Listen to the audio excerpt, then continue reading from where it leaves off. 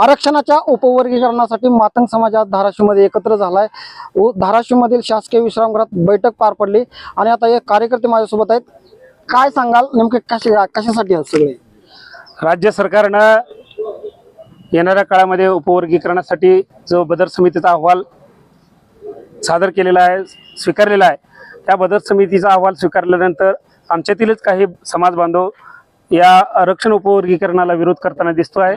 आम्हाला त्या सर्व समाज बांधवांना सांगायचं आहे की सुप्रीम कोर्टानं सांगितलेलं आहे की प्रत्येक देशातल्या राज्याला उपवर्गीकरण करा।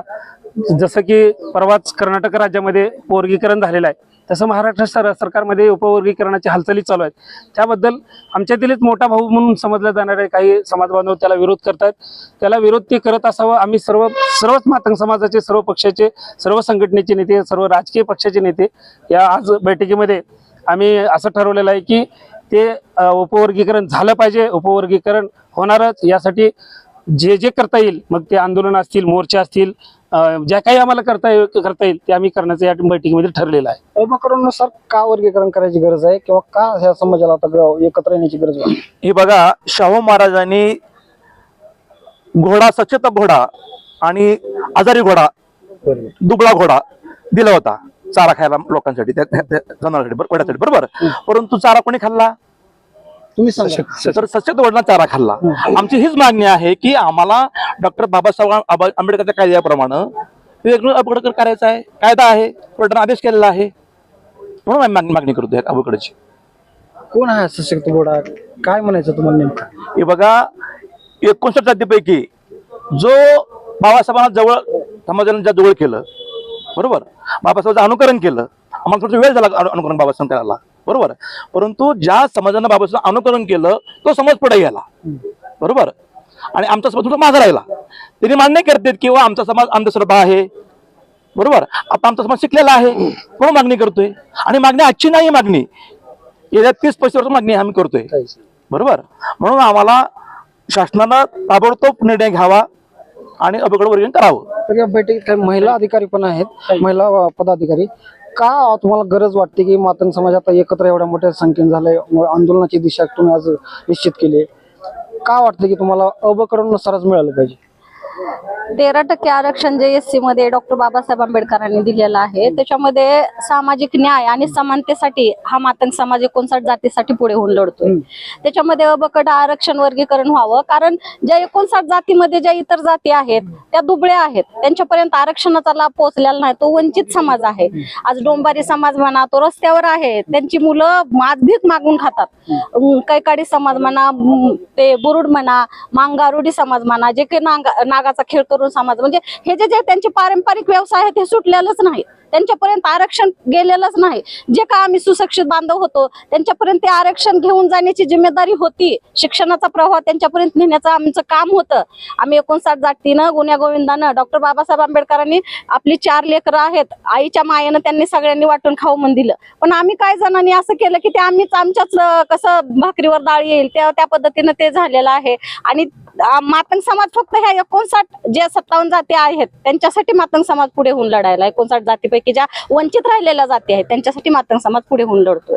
आणि आरक्षणाचं वर्गीकरण ह्या शासनाने ताबडतोब करावं, कारण हे किती दिवस हा रेंगाळत विषय ठेवायचा आहे? जवळजवळ ही 30 ते 35 वर्षाची लढाई आहे आरक्षणाचे वर्गीकरण व्हावं। म्हणून आम्हाला शासनाला, आम्ही तुमच्या लोकशाही चॅनल मार्फत विनंती करतो की हा लवकर प्रश्न मार्गी लागावा। 2 समाजामध्ये वातावरण पेटण्याची खूप शक्यता आहे, त्याच्या अगोदर लवकर हा विषय मार्गी लागण्याची गरज आहे आणि शासनाने ताबडतोब निर्णय घ्यावा, एवढी आम्ही सर्व मातंग समाज आणि इतर वंचित जातीतर्फे निवेदन करतो। तुम्ही अनेक आंदोलन केले, अनेक मोर्चे काढले, तरी प्रश्न मिटलेला नाही। आज तुम्ही बैठक घेताय आणि आरक्षण न मिळाल्यामुळे काय समाजाचा तोटा झाला किंवा आता तुम्हाला का गरज वाटते की आपण उपकरणानुसारच आपल्याला आरक्षण पाहिजे किंवा उपवर्गीकरण झालं पाहिजे?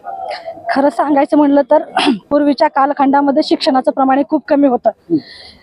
1961 मध्ये जेव्हा जनगणना झाली त्याच्यानंतर मातंग समाजातील काही युवकांना, युवतींना शिक्षणाचं महत्त्व पटायला लागलं आणि शिक्षणाचं महत्त्व पटल्याच्या नंतर त्यांनी तो लाभ घेण्याचा प्रयत्न केला 13% परंतु त्यांना म्हणावा तसा लाभ मिळालेला नाहीये.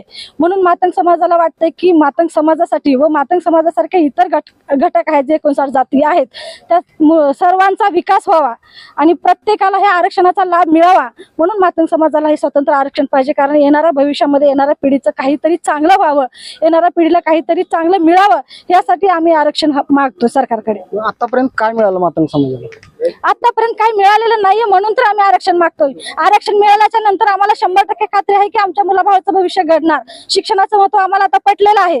आम्हाला सर्व गोष्टी कळायला लागल्यात म्हणून आम्ही आता आमचा वाटा मागतो. जेव्हा कळत नव्हतं तेव्हा आम्ही दुसऱ्याला दिलं परंतु आता आम्हाला समजते म्हणून आम्ही आमचा वाटा मागतो. आम्ही दुसरं कुणाचं मागत नाही, आमचा वाटा सरकारकडे मागतो. मोठ्या भावाकडून आरोप होते की शिक्षणामध्ये एक मातंग समाज कमी पडला मग त्यामुळे त्यांना आता तुलनेत म्हणावा तसा मिळाला नाही. मी मान्य केलं की पूर्वीच्या कालखंडामध्ये आमच्या काही लोकांना शिक्षणाचं महत्व कळालेलं नव्हतं परंतु जेव्हा गुन्हेगारी क्षेत्रामध्ये त्यांचं आयुष्य गेलं परंतु ज्या कालखंडामध्ये आम्हाला शिक्षणाचं महत्व समजायला लागलं, जिथे बाबासाहेबांच्या घटना आम्हाला समजायला लागली, आम्ही त्याच्यानुसार आम्ही वागायला लागलो, पळायला लागलो, शिकायला लागलो, तेव्हा आम्हाला समजायला लागलं की आमचा वाटा कुणीतरी घेऊन गेलंय आणि आम्हाला तो मिळाला पाहिजे. आम्ही वाटा कुणाला मागतोय? सरकारला मागतोय. आमच्या वाट्यामधला आम्हाला किती चतकोर येऊ कोर येऊ चतकोर आम्हाला आमचा वाटा मिळाला पाहिजे हीच आमची राज्य सरकारकडे मागणी आहे. अन्यथा राज्य सरकारने ह्या गोष्टीचं महत्व जाणून मातंग समाज व मातंग समाजासारख्या इतर जातीच्या मुलाबाळाच्या भविष्यासाठी त्यांनी तात्काळ आमची मागणी मान्य करावी हीच राज्य सरकारकडे आमची विनंती आहे. उपवर्गीकरणासाठी आज बैठक झाली. या बैठकीत नेमकं काय ठरले? बैठकीत असं ठरलं की मातंग समाजच नाही तर मातंग समाजासोबत असणाऱ्या सर्व मागास जी जाती आहेत त्या मागास जातीला न्यायालयाच्या आणि राज्यघटनेच्या नियमाप्रमाणे समान हिस्सा आरक्षणाचा मिळावा ही मागणी आहे आणि हे ठरलंय आमच्या बैठकीमध्ये. काय आंदोलनाची दिशा वगैरे? आता आंदोलनाची दिशा आता आमचे मोठे बांधव पूर्वाश्रमीचे महार आणि सध्याचे बौद्ध ह्या मोर्चाचं निवेदन त्यांनी विरोध म्हणून दर्शवलेलं आहे. आमचं त्यांच्याशी काय मत नाही, त्यांनी विरोध करावा ती लोकशाहीच्या माध्यमातून करावा. आम्ही आरक्षण मागायलो, आम्ही सरकारला विरोध करायला, सरकारकडून आम्हाला आरक्षण मिळावं ह्यांचं म्हणणं आहे की आरक्षण मिळू नये ते सरकारने ठरवायचंय की शेवटच्या स्तरापर्यंत आरक्षण गेलं पाहिजेत अशा पद्धतीचं आमच्या बैठकीमध्ये ठरलेलं आहे. सरकार कोणतंही असो मातंग समाजाचा आरक्षणाचा प्रश्न मिटलेला नाही. तुम्हाला आतापर्यंत शब्द दिले, तुम्हाला खेळवत ठेवला असं तुमचे बांधव आरोप करतायत. नेमकं काय झालंय आतापर्यंत? खऱ्या अर्थानं दिनांक 1 ऑगस्ट 2024 या किचकट प्रक्रियेचा खऱ्या अर्थानं निकाल लागलेला आहे. या अगोदर 30-40 वर्षापासून ही चळवळ चालू आहे परंतु त्याला न्यायालयीन बऱ्याचशा अडचणी होत्या. परंतु 1 ऑगस्ट 2024 रोजी देशाच्या सर्वोच्च न्यायालयाने वर्गीकरण राज्याला करण्याचा अधिकार दिला. तेव्हापासून खऱ्या अर्थानं कर्नाटक असेल, तेलंगणा असेल, पंजाब असेल या राज्यामध्ये वर्गीकरण केलेलं आहे. त्या अनुषंगानं महाराष्ट्रात सुद्धा न्यायमूर्ती अनंत बदर यांची समिती स्थापन झालेली आहे. त्या समितीनं आपला अहवाल सादर केलेला आहे आणि त्या अहवालानुसार आज रोजी आम्ही प्रतीक्षेत आहोत की महाराष्ट्र सरकारनं लवकरात लवकर आरक्षण उपवर्गीकरणाचा प्रश्न मार्गी लावा.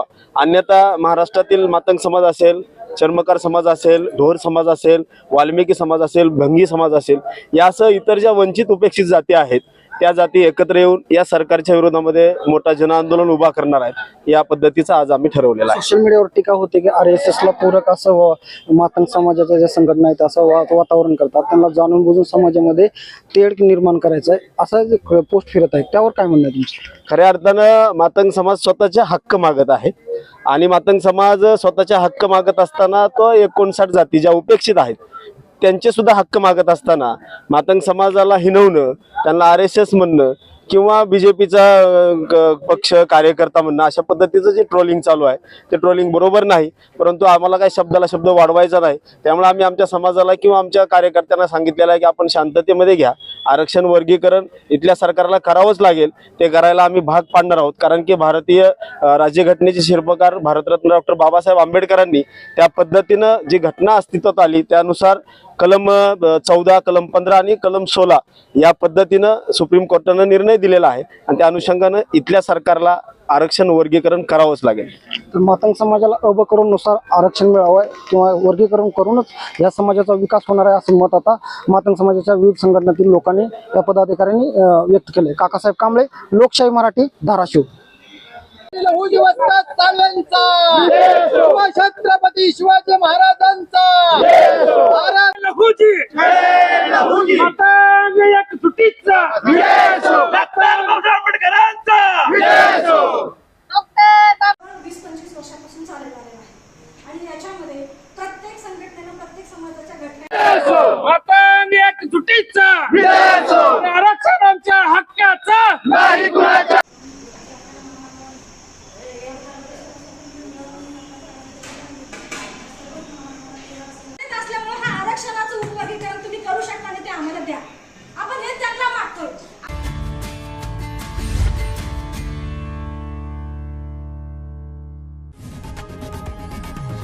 लोकशाही मराठी ऐका, पहा, जागरूक रहा.